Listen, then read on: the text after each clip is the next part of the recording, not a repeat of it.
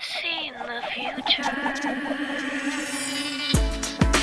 Hey everybody, it's Colette Baron-Reid, and welcome to the Universal Energy Forecast, the Oracle Card Forecast for this week, April the 10th. And we are right in Mercury retrograde. So it is time for us to manage our mouths.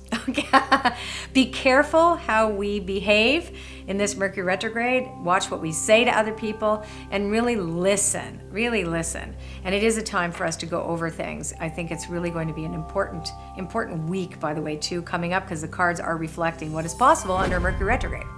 The first card is the Fates in Protection, and that talks to us about radical acceptance.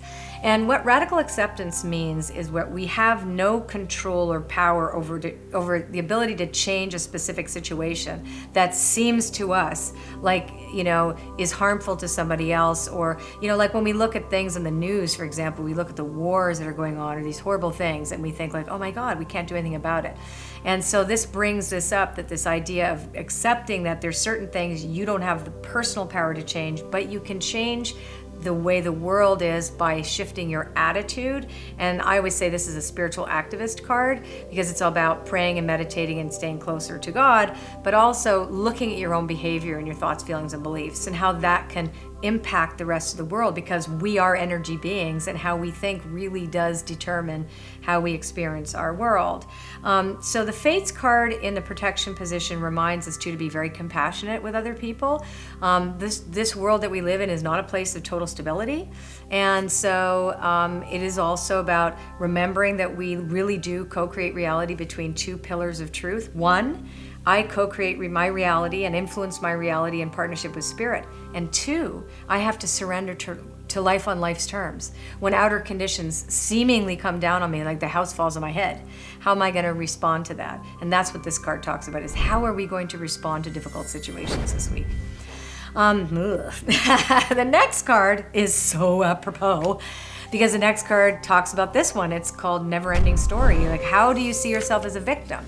If you do in any way, this gives you an opportunity this week to make a change in that, to realize that you are not powerless, that you are powerful over your own story. What story are you telling about who you are in the world to yourself and other people? So this reminds us that that we are also the ones who can tend to victimize ourselves by how we see ourselves and what we say about ourselves in terms of how we are determined in the world. This is a card that reminds us that we are worthy of good things. So this reminds us, yes, we have to surrender to life on life's terms. Sometimes we don't get what we want, but we are worthy. We are sparks of the divine. And so if we are wounded, that doesn't need to be our primary story. We can move beyond that story. And here's co-create in protection. So the co-create card in protection basically says, don't give up faith. Don't give up hope. That some days that, some weeks are a little bit more difficult than others. And this is reminding us that you don't have to do everything yourself. Like, we're not the people that have to come up with all the answers. We have to remember that there is a connection, a deeply meaningful spiritual connection. If we are able to listen and move our own debris in that old story, that never-ending story, out of the way, we can hear the voice of inspiration, and we can take right action. And this is great, because it says time to go. So this is all the stuff we want to leave behind, is our sense of powerlessness, our sense of being a victim, and our lack of faith in a higher purpose. And so this tells us that we need to rethink this way of the way that we see the world, and this week will give us an opportunity to really visit that.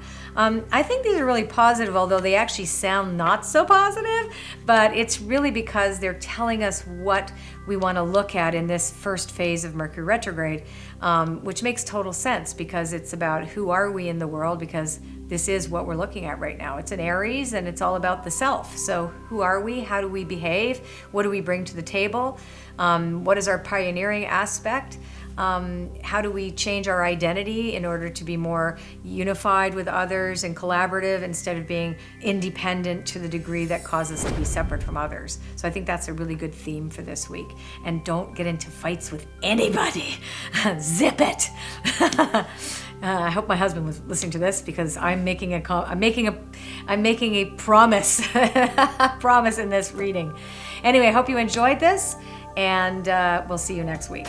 And if you like this video, subscribe to my channel and share it with your friends. And don't forget to leave a comment. I love them. I've seen the future. It's beautiful.